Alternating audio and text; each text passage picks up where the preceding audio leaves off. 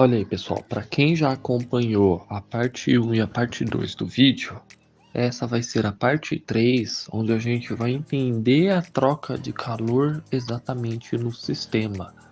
Isso além da termodinâmica. Se a gente olhar aqui, temos compressor, condensador, filtro, evaporador, válvula de expansão e o retorno para o compressor novamente. Seguindo desse princípio, nós precisamos entender o seguinte: sempre que eu faço a troca de calor, é do componente de maior temperatura para o de menor, mas como eu disse no vídeo anterior, o que precisa realmente ser levado em consideração é a referência. Então, por exemplo, se eu vier aqui e ligar a ventilação, percebam, eu tenho 35 graus Celsius, o vento entra e sai na mesma temperatura porque eu não tenho o sistema ligado. Porém, se eu vier e ligar o ar-condicionado, aí a conversa muda.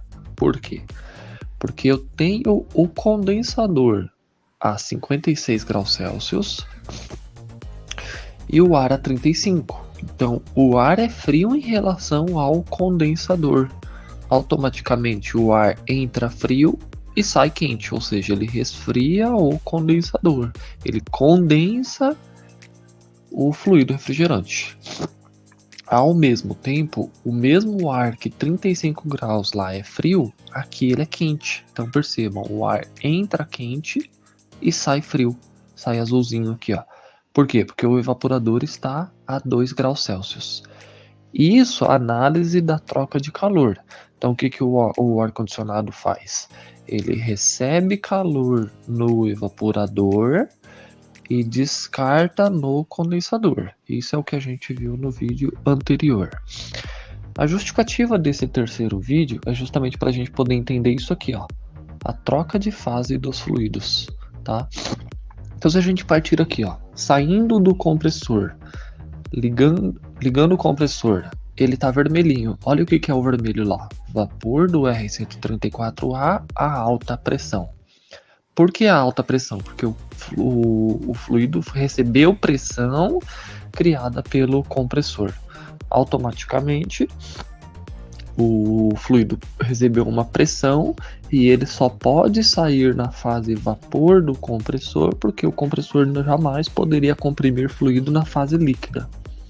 Chegando no condensador, esse fluido a alta pressão e alta temperatura é resfriado.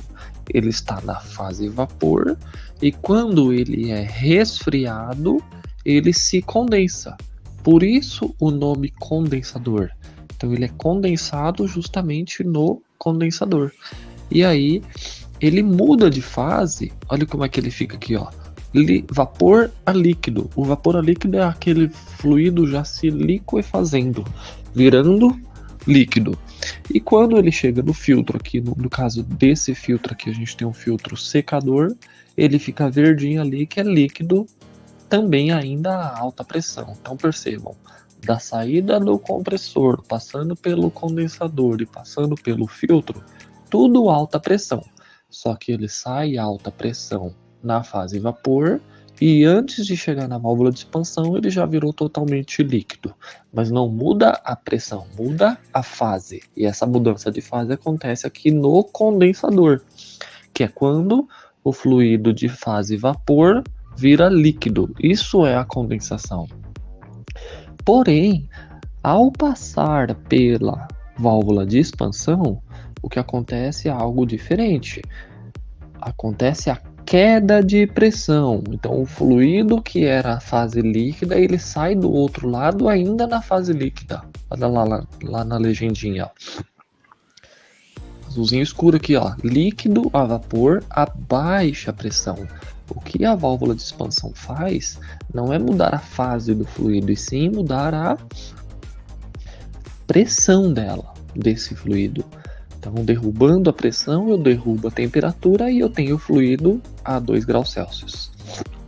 A partir do momento que ele derrubou a pressão, ele facilita a vaporização devido à troca de calor no evaporador. E o que acontece no evaporador é transformar esse fluido da fase líquida, aqui ó, o azulzinho claro, que é vapor do R134A. Então percebam, o evaporador faz a evaporação do fluido refrigerante através da troca de calor com o ambiente. Ele não muda a pressão, continua ainda sob baixa pressão, mas permanece agora voltando para o compressor na fase vapor para poder ser comprimido novamente. Nenhum fluido na fase líquida poderia ser comprimido porque isso causaria um calço hidráulico. Então, automaticamente, o fluido é comprimido na fase vapor, no condensador vira líquido, termina de se liquefazer aqui no filtro secador e na válvula de expansão ele somente muda a pressão. Quando ele volta a ser vapor, é novamente no evaporador devido à troca de calor. Então, como eu disse nos 2 vídeos anteriores,